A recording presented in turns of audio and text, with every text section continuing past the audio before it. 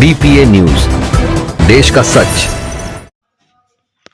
Regency hospital में आयोजित press conference में एक उल्लेखनीय चिकित्सा उपलब्धि के बारे में बताया गया। दरअसल प्लेसेंटा एक्रीटा सिंड्रोम वाली एक हाई रिस्क गर्भावस्था में advance internal iliac artery occlusion balloon placement का सफल ऑपरेशन किया गया।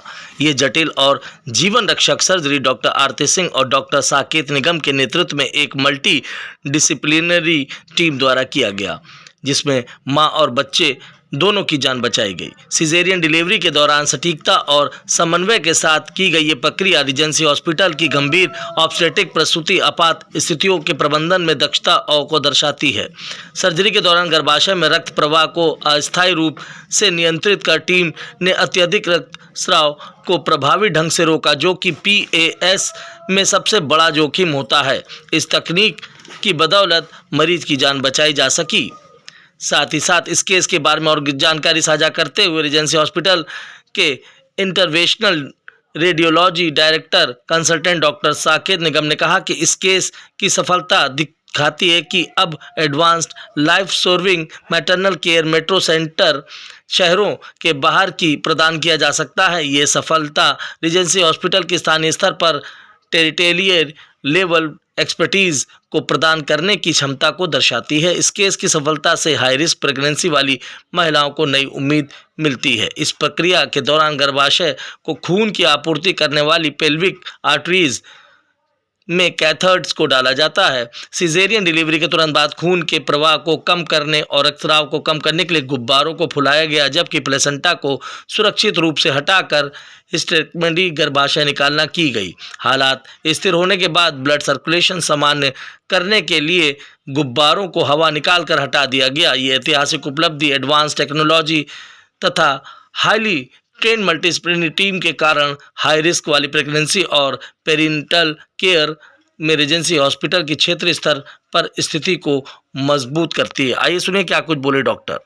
प्लेसेंटा एक्रीटा सिंड्रोम समय के साथ साथ इनका इंसिडेंस भी बढ़ने वाला है और इसके ऑपरेशन के दौरान जो ब्लड लॉस होता है उसके कारण से पेशेंट को बहुत सारे कॉम्प्लिकेशंस हो सकते हैं। उस ब्लड लॉस को अगर हम किसी भी तरीके से कंट्रोल कर पाएँ तो जो सुरक्षित मातृत्व का हमारा अभियान है उसमें हम बहुत अच्छी तरह सक्सेसफुल हो सकते हैं। उस पेशेंट के लिए भी ब्लीडिंग के कारण से होने वाले कॉम्प्लिकेशंस जैसे मल्टीपल ट्रांसफ्यूजन, DIC और कह सकते हैं हम किडनी फेल होना, ये सब आगे जो होने वाली प्रॉब्लम्स हैं, ICU में एडमिशन, कॉस्ट ऑफ ट्रीटमेंट, सब कुछ बहुत कम हो जाता है। तो इस विधि से हम कोई घरेलू नुस्खों से इसमें बचने की कोई संभावना नहीं है। बस इस समय रहते ये डायग्नोज हो जाए तो योजनाबद्ध तरीके से कार्य करके प्रॉपर ऑपरेशन हो जाए तो मरीज के लिए सब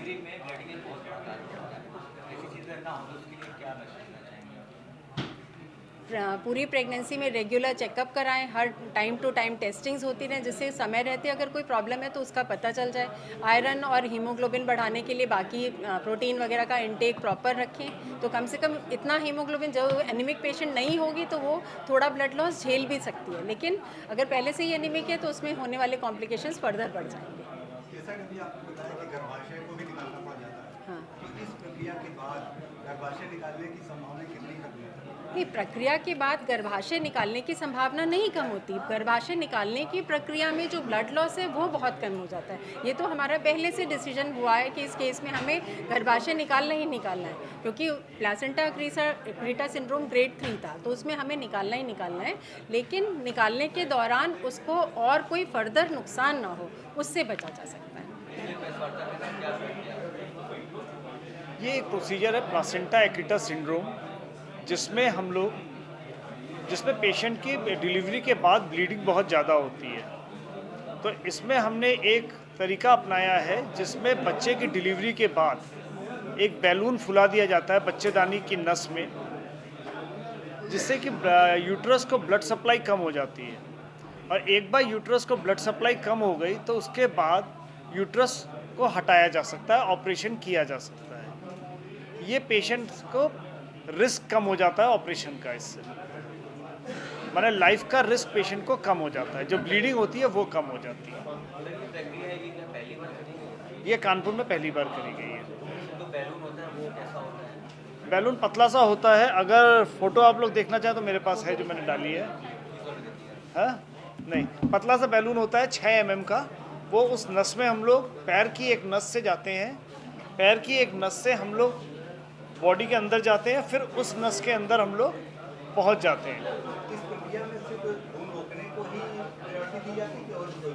इसमें मेनली खून रोकना ही हमारे लिए मेन होता है, क्योंकि इसमें ब्लीडिंग ही मेन परेशानी है, क्योंकि इसका यूट्रस तो हमें हटाना ही है, बस ब्लीडिंग इसमें बहुत ज़्यादा होती है। उस ब्लीडिंग को रोकने के लिए हमारे पास मेन कंसर्न है। ब्लीडिंग अगर अच्छी रुक जाए तो मुझे लगता है 100% ही सक्सेस है।